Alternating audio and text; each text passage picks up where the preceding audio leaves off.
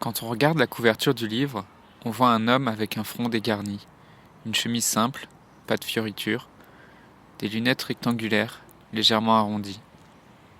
Un regard juste et rassurant. Quand on regarde mieux la photo, on devine presque un sourire. Il se tient l'épaule, ou il appuie sa joue sur son index.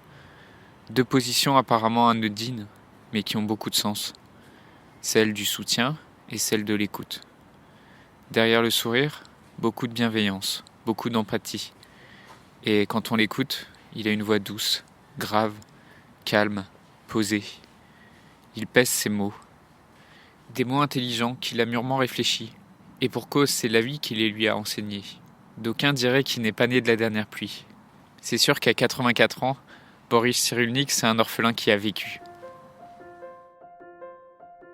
Dans un monde où la question de la mort est souvent taboue, où vivre un deuil signifie encore être jugé, provoquer de la gêne, de l'incompréhension, quand ce n'est pas de la pitié, la grande question est celle-ci.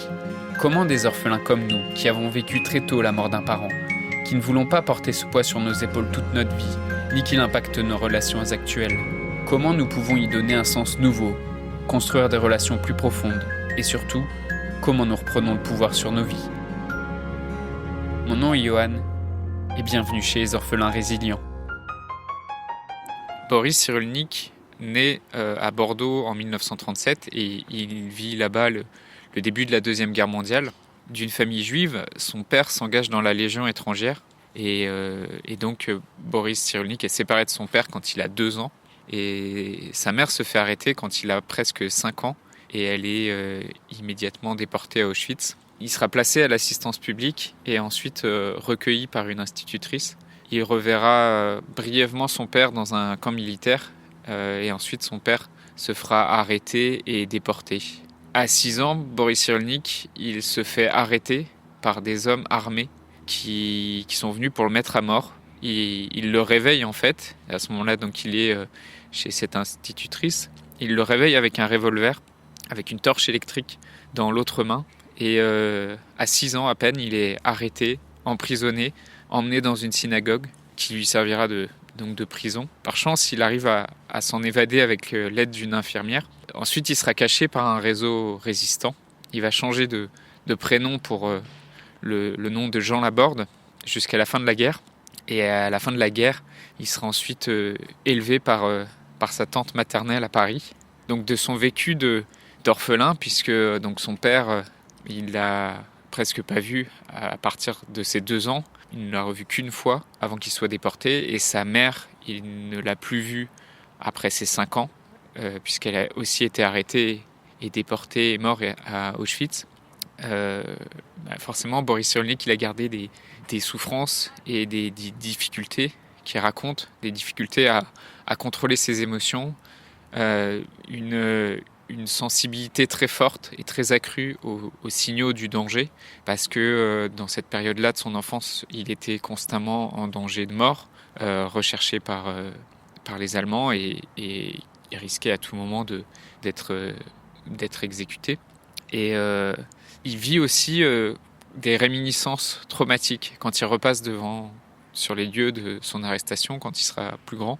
Il a aussi dans ses difficultés la représentation des adultes comme des ennemis et des Allemands qui paraissent tantôt sympathiques, qui vont lui donner des bonbons et qui tout à coup se glacent et peuvent devenir un danger de mort.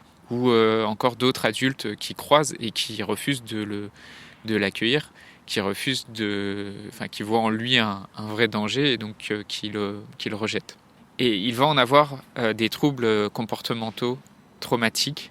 Il décrit cette période de sa vie comme une période d'étourdissement, comme une période où il était engourdi. Il raconte par exemple que il avait un comportement qu'on retrouve chez les enfants abandonnés, qui est un comportement autocentré. Il raconte qu'il se léchait les genoux et que c'est ce comportement-là qu'on retrouve chez les enfants abandonnés et qui sont isolés sensoriellement. Et à cet âge-là, donc quand il avait 6 ans, il savait ni lire ni écrire, il n'avait pas de copains, il n'avait pas accès à la musique et donc il en a eu des difficultés à parler, des difficultés à exprimer cette souffrance.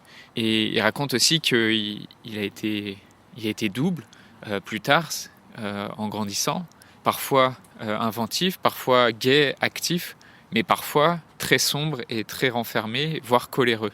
Et les autres adultes qu'il va croiser après, avec qui il va des fois vouloir raconter cette histoire, ça sera pas toujours évident parce que la pitié des adultes l'écrasait quand on le plaignait de son sort.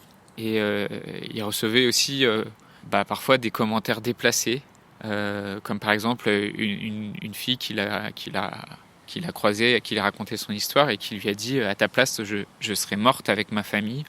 Ou encore un curé qui lui a carrément dit que pour que sa famille, pour que ses parents soient punis d'une manière si terrible, c'est qu'ils ont dû commettre de grandes fautes. Donc il avait ce sentiment d'incompréhension, ce sentiment de ne pas être normal. Et heureusement, par chance, sa tante qui l'élève à Paris, chez qui il est recueilli après la guerre, va l'aider à se reconstruire dans un contexte bienveillant, avec gentillesse et avec une certaine force. Et très rapidement, à cet âge-là, il avait 10 ans, il est devenu le premier de la classe. Et à 11 ans, il écrit dans une rédaction qu'il veut devenir psychiatre.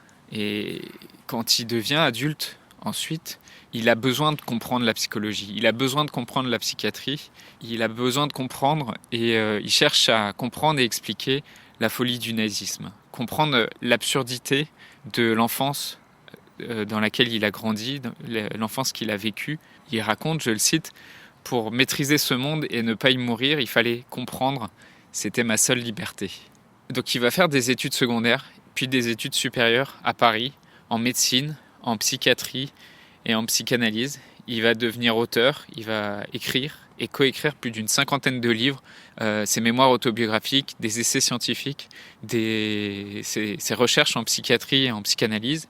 Il va aussi faire des recherches, des études en éthologie. L'éthologie, c'est l'étude du comportement des êtres vivants pour comprendre aussi le comportement des êtres humains, le comportement amoureux, la sexualité, le couple, la famille.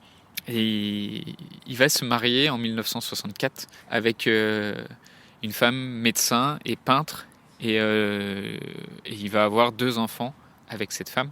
Et aujourd'hui, Boris Cyrulnik est surtout connu pour ses livres et son travail sur la résilience. Il a d'ailleurs obtenu la Légion d'honneur en 2020. Et la résilience, c'est vraiment ce qui incarne son histoire, en fait. La résilience, il l'a décrit comme ça, c'est la reprise d'un nouveau développement après un traumatisme, la capacité à se remettre d'un événement traumatique et comment le contexte sensoriel, le contexte affectif impacte cette résilience. C'est un concept qui est assez ancien finalement parce que c'est un concept qui est déjà apparu au XVIIe et au XVIIIe siècle dans la philosophie et dans la médecine américaine. Mais Boris Cyrulnik, il a aidé à fortement le démocratiser en France et à travers le monde et à le remettre au goût du jour. Et la résilience, c'est vraiment son histoire.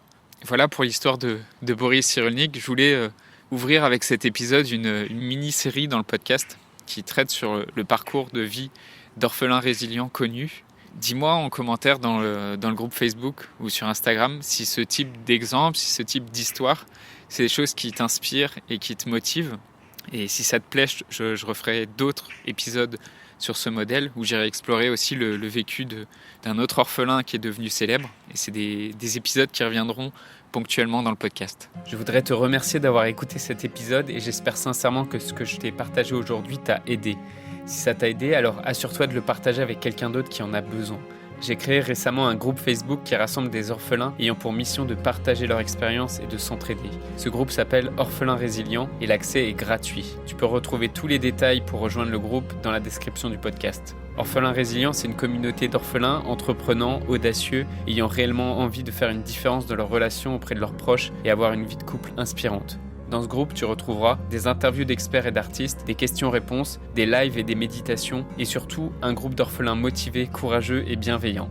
Donc je t'invite à rejoindre le groupe dès maintenant, c'est l'endroit dans lequel je partage le plus de contenu en ce moment. Le podcast Orphelins Résilients, c'est 3 épisodes par semaine, lundi, mercredi et vendredi à 8h. Merci encore pour ton écoute. Je te laisse découvrir le sujet du prochain épisode. À très vite. Dans le prochain épisode, on parlera des répliques de ta blessure d'abandon en tant qu'orphelin, les situations où elle peut réapparaître et comment on fait pour briser ce cercle des répliques de cette blessure.